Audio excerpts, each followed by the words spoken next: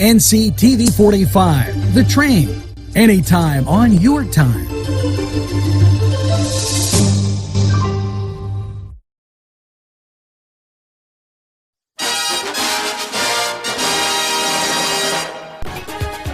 Hello and a very pleasant welcome to NewsWatch and this special edition for Saturday, the 12th, and quite a few things coming out yesterday and being reported.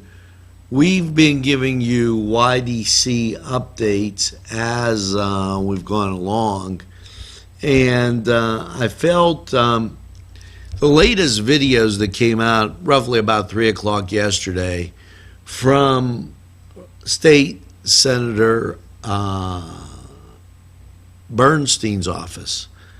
Aaron had some good points. In update 5, nothing really has changed except we've now have the ability to hear Mr. Kunwar, and if I pronounced it wrong, I apologize, voice to his idea.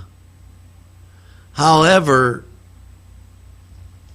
he goes on to state about the bidding and the issues that were there. Now, as in past areas, we tried to get you the live tape. What you're basically going to see on the live tape is Aaron asking the question and him basically sitting there waiting for answers. What we're going to do here is play the audio for you, and then we're going to come back and address what was said. It still leaves a lot of issues kind of undefined, if you would, because of the situation. And I want to be able to give you an accurate kind of update of what was being said. So the videos were recorded in 2 parts, and here we go.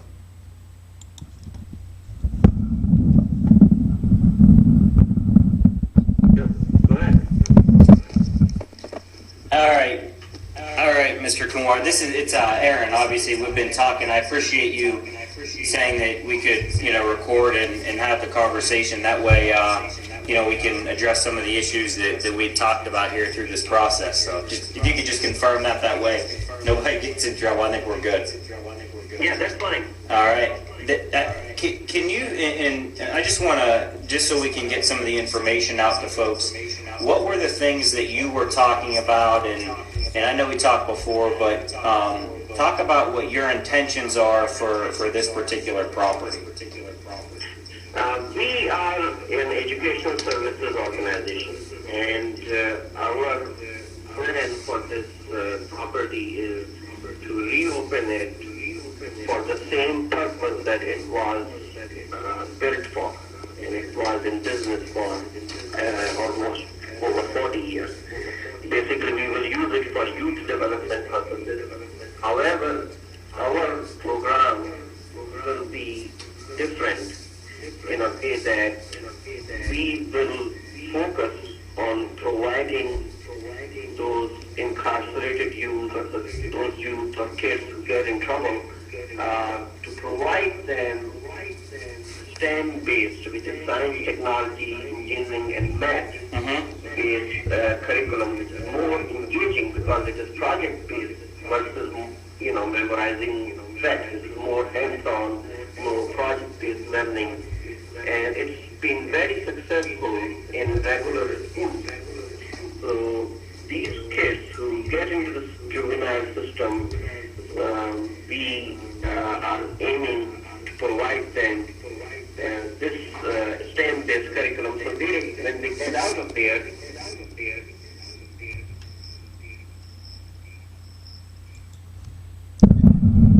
what you heard in the first segment, and this might be kind of good to be able to commentate on, is they want to use the facility for which it's been intended. Now, I have to wonder if they're aware that by doing that, by receiving these state and federal grants, there is an obligation to present the various religious aspects of Catholicism, Christianity, and Judaism. Do they know that? That's an important question, and that question was asked in our Focus NC and aired here on NCTV 45. So with Mr. Kunwar's statement right there, we asked that question and have not yet received that answer from him. Now let's go to the second part of this audio presentation.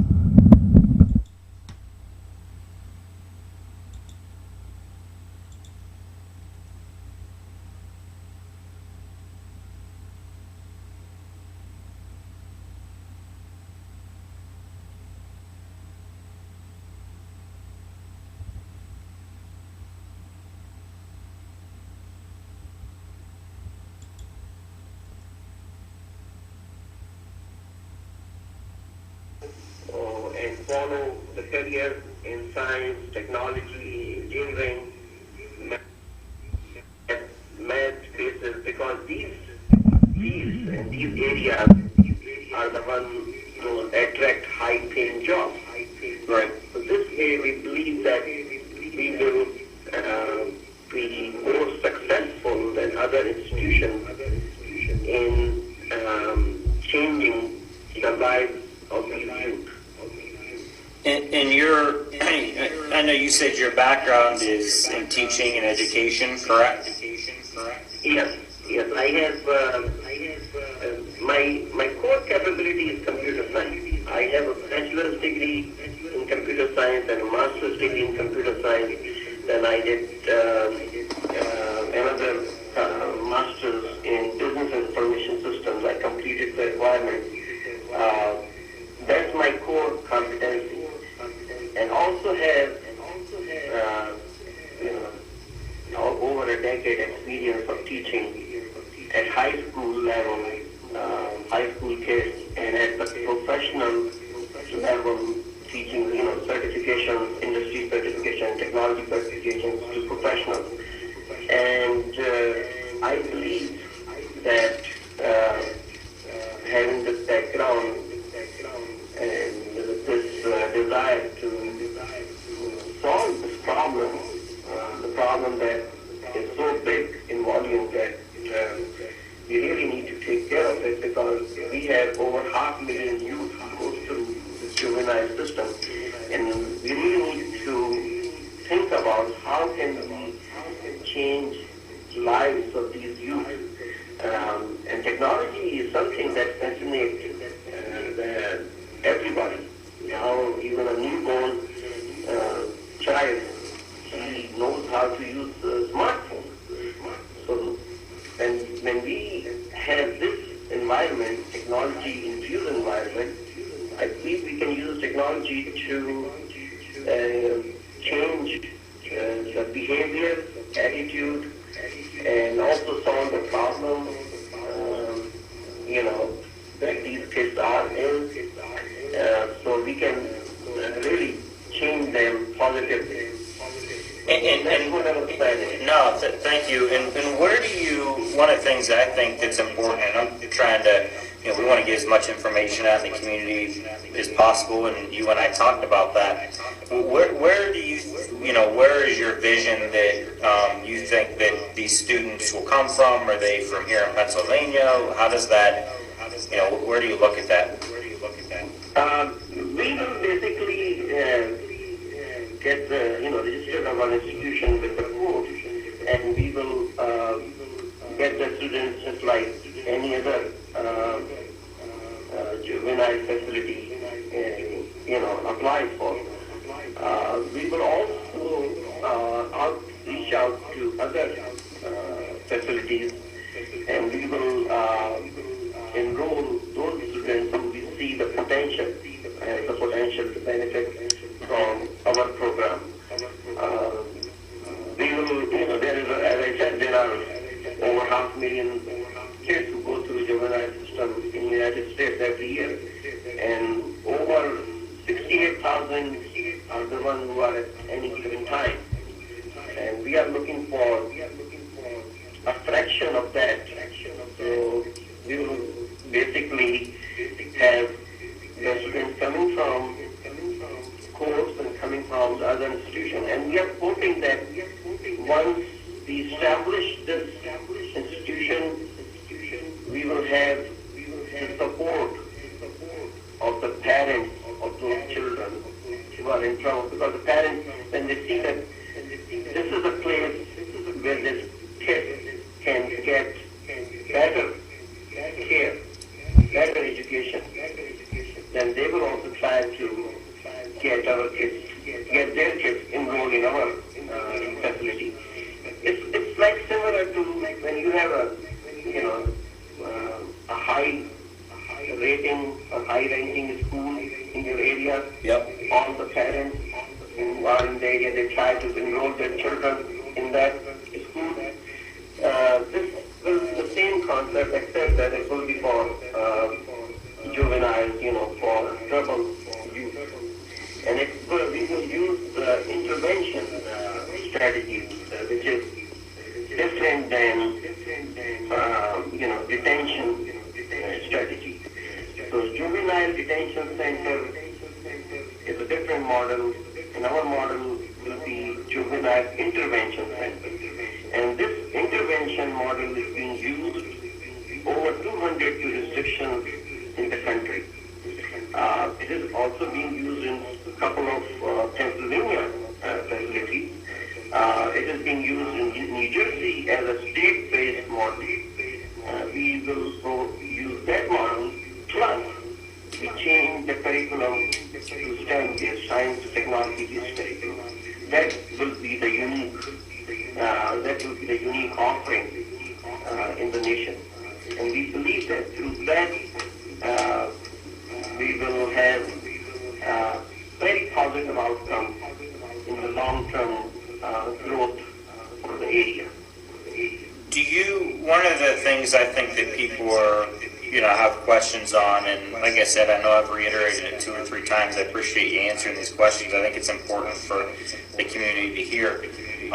What are the things, whenever you looked at different facilities, why did you particularly take a look at the I'm going to call it the YDC facility, but you know what we're talking about.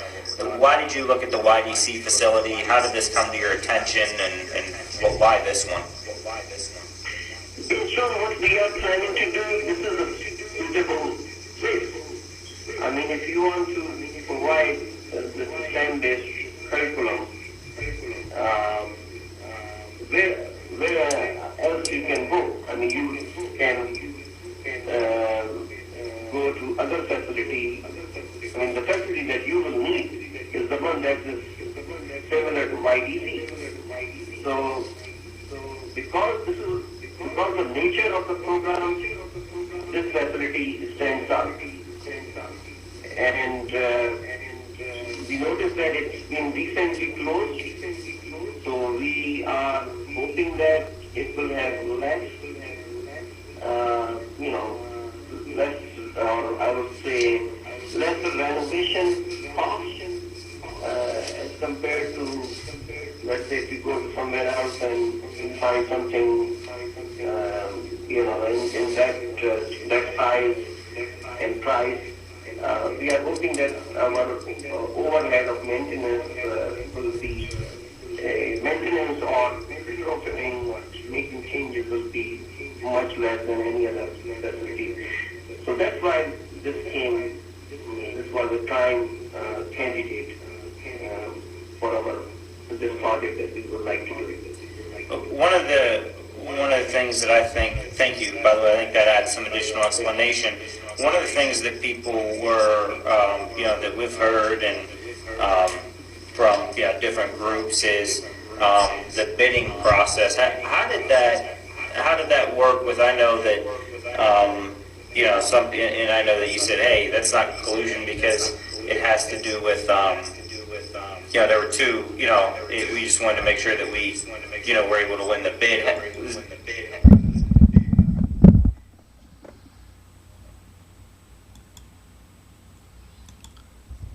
I stopped this here because I want you to listen very carefully.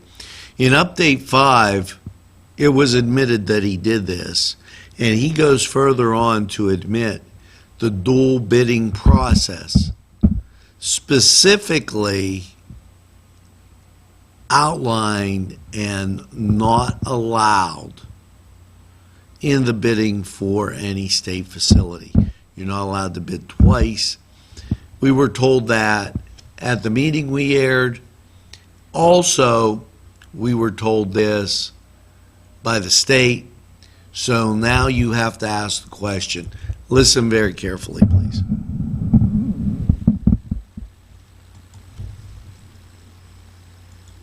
So did you bid on it as well as Hira? How did that work? Basically, both bids were from me. Okay, both bids were from you? This is simply the fact was that initially we thought about that because there was no bid previously on March 22nd, or March 22nd, there was no bid. So initially we thought that 300,000 would be good enough for that. Later on, we changed our mind, and we thought that we may lose just because of small difference. So, and second thing was that it is better to have it directly in the non-profit name, because even if I would have won it personally, I would have transferred it to the non-profit name. And then I thought that all this, transfer fee and everything involved, why not I just submit another bid for directly in the organization name, and organization has non-profit status. We can collect donations, we have tax exempt, we can apply for grants, and basically our goal is to have this for this organization. So why not just with a higher amount we apply in the organization name. So that's what we did. Nothing, there's no other reason other than just what I am telling you. That's why we simply applied. And any bidder who is interested, whether me or anybody else, is allowed to have any number of bids. More than one bid, multiple bids, they can submit it. Now, at that point, you hear the gentleman from Hira say that anybody could submit any number of bids when doing the bidding process. There's a total discrepancy in that. If you've watched the previous updates, we were told that's not allowed. Here's why that's not allowed. What if I submitted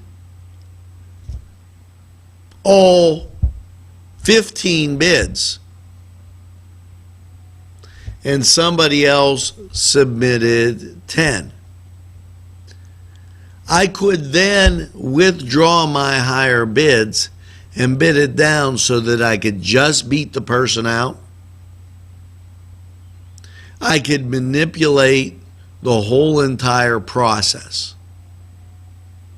specifically not allowed in the articles that were presented to us at various meetings during the bidding process. Now, let's continue to listen, and I will tell you that there is about 10 more minutes of audio, so please bear with us.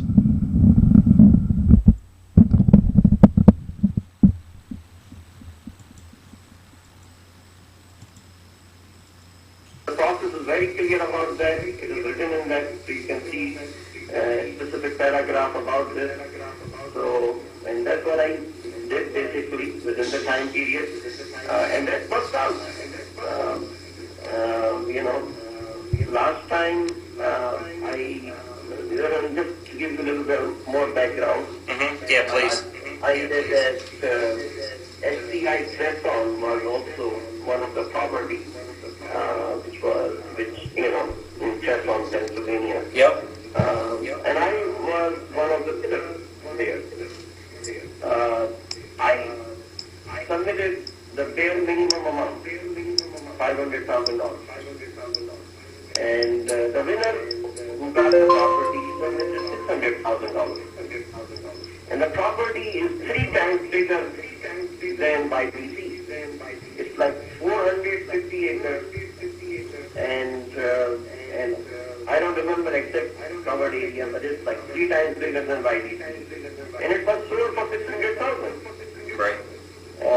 And it was, so I said to myself, because of 100,000 difference, I lost the opportunity. Right? So I had this in my head going through, when I was preparing the bid. So I submitted, I said, organization can raise 400,000. So let's go for it. And if we win, we win. If we don't win, at least we did our best. Right. Tomorrow we are not sitting and saying that, we were thinking about it and we did. Yeah, oh, I'm sorry. Go ahead. Pardon me. Yeah, that's why we did the multiple, second bid. Now, maybe we should not have submitted our first bid, because we were basically just canceling it out. Maybe we should not have submitted the first one. But at that time, when you are thinking about winning it, you are looking at it from, okay, I will submit the 400,000 and then will increase my chances of winning. Anything that's going to cancel itself, you are not worried about that. At that time you are focusing on winning. And that is okay, and you do, and the process basically says that you come up with your best possible, best possible bid that you can do. And we did that. We just submitted our best possible bid. Yeah, and I just want to make sure that way, just people are clear and they understand. So it was you that submitted the first bid, and then you submitted the second bid. You just submitted the first one under your name, and then you submitted the second one under the nonprofit. Is that correct? Yes, that is correct. That is correct. And as I explained to you that initially I thought that 300,000 will be good enough because there was no bid last time on March 24th. But later on, I was thinking, we may lose. Then I had this previous experience in my mind that we lost it because of $100,000 difference. Yeah, when you say we, you mean HIRA, the organization you represent. Is that correct, or is that? Yes, yes. Yeah, I just wanted to clarify if it was just you, or if it was HIRA in general, or sort of how that worked. Basically, we are very small non-profit. We have about 3 board members, and that's one of me and 2 other people, and we just basically discuss that process and said, let's go this way. And one of the issue of submitting bid in my name was that even if I win, let's say if I lose, then there is no problem. If I win, let's say if I would have submitted another bid under my name. One of the issue was that ultimately property is going to be transferred in the organization name. Secondly, it decreases our chances of raising funds. The reason we applied for 501c3 and to do a non-profit basically so that we can, get the benefit of being a non-profit. We can raise funds through donation, which cannot be done if I as a person go and try to buy it. And then, even let's hypothetically assume even if I would have, and let's say if I would have done it, and there will be costs associated to transfer that property, to organization. That is another factor. So maybe the simplest way would be to just do it in Hera's name with the higher amount. And that's what we did. And who you have? Are your other board members involved? Will they be involved in this project? Are they from New Jersey, or who are they? Where are they from? They are from New Jersey. Okay.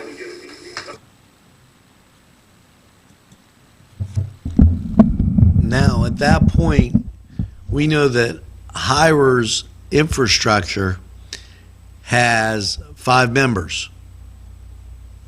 Kunwar, 2 board members, and 2 other members. Now, we are approximately halfway through the video, and they are going to now define, their setup, their 501c status, how it fell through in New Jersey, but is still alive in Pennsylvania, in my interpretation. Please let's listen to the closing of this presentation.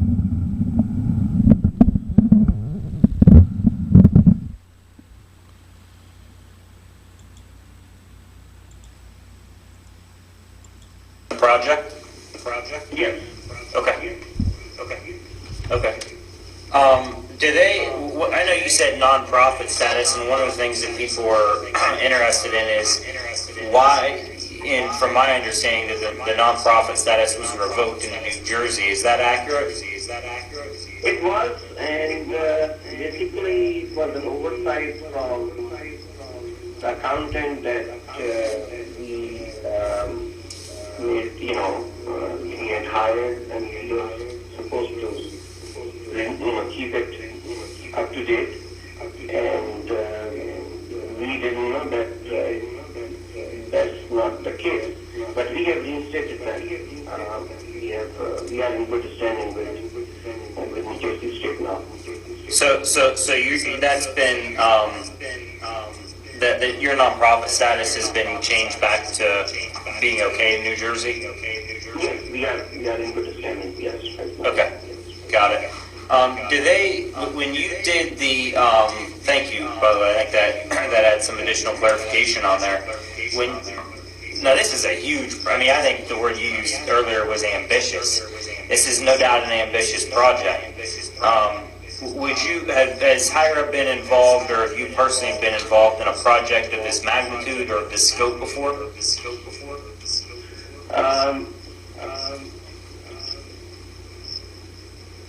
Of this magnitude project, this center was $20 million budget. So your budget for this project is $20 million? No, this center, this youth development center, had a budget of $20 million. Oh, okay, I understand. I'm just trying to quantify the project. It has at its peak, what I am told, that had 400 jobs. Whether I was involved something like that in a decision-making capability, Okay. But of course, I have worked and I am involved with as I mentioned before, I'm involved with organizations like Goldman Sachs and Bear Stearns, and also I'm involved with the schools who have, those kind of budgets. But I was not involved in decision making generally. So you work for companies that had big budgets, but never this kind of a thing where you actually, you had decision-making authority. Right. But in this one, as we will bring it back, it will be, it's not going to be $20 million budget on the first year. Mm-hmm. It is going to gradually, we will move in that direction. So from the financial side and ongoing, how do you anticipate, where do you think that, you would be able to get the money from in order to start it and continue the process? Mostly through donations and grants from public and private sources. That's what our first main source of funding will be. Okay. Do you have a background of, or are you working with a group to go and acquire those grants and donations? Yes, I am. Okay.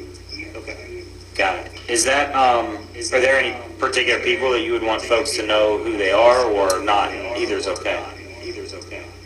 No, I mean, there are many people, and they are not, I would say, I'm not sure that they want this to be told, but just like, for example, we are looking into Pennsylvania, what Pennsylvania state has. Okay. What can Pennsylvania state can provide? What expenses can be covered through Pennsylvania state program? Now, we have not specifically talking to any specific person right now. We are looking in terms of, okay, we can cover this expense or this area, and there's a possibility of getting some funds. If we are able to create that many jobs, and this is what the Pennsylvania state is offering, things like that. And on the other side, we are working on, shortlisting the private foundations who you think will be interested in funding this kind of project. And there are we have identified a couple of grant writing companies. Okay. But at this time, our main focus is to pay for the property first. That's most of our energy is dedicated to. Once that process is done, then we can go ahead and do the, if we can do it parallel, that would be great, and it all depends on how quick we are able to build our capacity. Then we will be focusing on, finding specific grants. And we are expecting that your office will support these efforts. Your office and Representative Senators and Senators and county commissioners and supervisors. We are hoping that we will get their support, and we are willing to work anybody who has a better idea. We are willing to consider any positive ideas that can make this program more successful, can create more jobs in the area. Yeah. So, and I think to your point, you said, obviously you have to purchase the actual property first, and I think you made an $8,000 deposit, and then I think you have the other $32,000 that's due in the next couple of days. Has that happened yet, or have you done that yet? Yes, we have done that. Okay, so you've submitted the rest of that. Okay. Yeah. And then I think you have 90 days or 60 days to close, I believe. We have 60 days to come up with the remaining. And do you anticipate there being any issues with that? Is that money already locked in, or are you working through banks on that? We are working with banks on that. Okay. They probably some of the folks you have relationships with before, like Goldman and folks like that. Yes, we are. I have some relationships through that, but I also have, through my, NGIT folks, University Institute of Technology.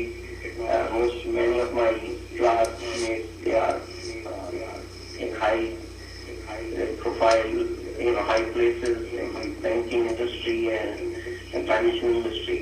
So we are hoping that we will be able to get their support for the project. Yeah, and I think people were concerned, right after the purchase because we just didn't hear anything, and it made calls and media called and what sort of happened with not being able to get back to folks on that stuff? Basically, honestly, we were not expecting any calls on that. And then we had this month of Ramadan started, and that is, so we were mostly busy in that. So that's how we missed that. If we would have known that I have reached out and basically that's what I did. As soon as I found out, this is something that we were not expecting, but this is happening. So as soon as possible, I started making calls and contacting everybody who was calling me, started contacting them. But that's why it was happening. I mean, we were not expecting, we had a small organization, don't have any PR department or anything like that. So that took some time. Okay. Did they, and I appreciate your time, we've been on the phone for about 54 minutes and 9 seconds at this point from when we talked prior to now. Is there anything else or actually let me ask one other question. I know that in one of the articles, and this is not something I approve of or think is okay in any way, you said that you had, there were death threats and your website hacking. Can you elaborate on that at all? One of the things I have received through emails, actually, a couple of the folks in the area, they reached out to me, they forwarded me some conversation going on Facebook, having threats directed towards Iran. They sent up to me and said, be careful about that. And website, I noticed that the website text was changed, and so we had to bring it down because it was changed in a negative way. So that's what happened, and we had to bring it down so that it doesn't create any confusion. Yeah, have you turned those threats over to the FBI or any law enforcement officials? I will. We'll do that. No, the thing is that right now, because honestly speaking, our energies are mostly focused on completing the purchase process, but we will forward to law enforcement. Okay. And the only other thing I would ask is there anything other that you'd like to share with the community, any other data or information that you'd like to share and get out? Basically, one thing which I noticed as a concern, and there was an article about this in the newspaper, which is that there will be a refugee camp. There is no refugee camp, absolutely not. There is no, we have no such plans of having, we are not refugee resettlement organization, so that is not anyway intended. So we are basically, our goal is basically to have this unique offering and provide jobs, create jobs in the area, and for that purpose we are willing to work with work on any positive idea or any proposal. We are willing to consider that, and you will, we will see a positive impact. This project will bring a positive impact on the area. Well, thank you, Mr. Kunwar. I appreciate it. And you have my office phone number. That's what you called on. My staff understands if there's anything else that you need to add or wants to add, they will connect you directly to me personally. And anything else that you would like to add, feel free to call my office at any time. We'll be happy to get back to you immediately. Sure. I really appreciate your time, and we are hoping that your office will provide us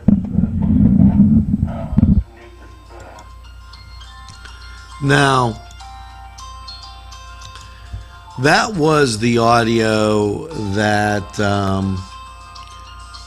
came from the office of State Senator Aaron Bernstein with Mr. Kunwar. Now, let's kind of recap some of the information that was gone over. In the closing time, he said that his website was hacked, and because of their religious holiday, he was not able to get back. Also, he denied claims that it would be a refugee camp. Those claims were denied. He has 501c status in Pennsylvania, he indicated, and he is applying to get it back in New Jersey. His organization only has 5 employees, counting himself, 2 board members, they were unnamed, and 2 other members, also unnamed. He indicated that in the upcoming days, he would be trying to access private and public funds so that he could use the YDC facility in the same way that it was intended. Now, also, he admitted that he bid twice.